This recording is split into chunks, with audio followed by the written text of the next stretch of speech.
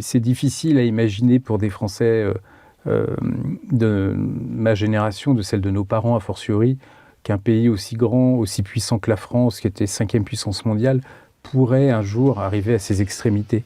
Les milliards de dettes, tout ça reste bien abstrait pour le commun des mortels.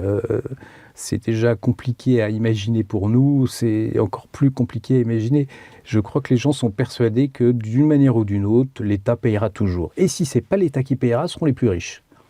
Bon, c'est un peu, voilà, on le voit bien dans les discussions budgétaires d'aujourd'hui. Enfin, François Bayrou avait fait quand même de son passage au gouvernement un combat pour réduire la dette. Tout ça semble bien oublié aujourd'hui. Alors on explique quand même qu'il faut supprimer quelque chose, mais tout ça est complètement anecdotique. On est en train de se battre pour un budget en déficit de 5%.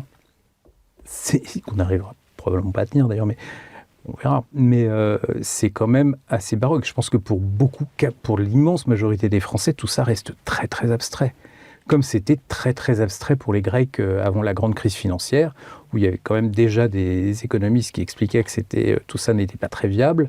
Et le jour où ils ont vu les magasins se vider, les assurances privées prendre le relais de l'État et les salaires diminuer de 1/3 ou 40%, là ils sont vraiment aperçus ce que ça voulait dire.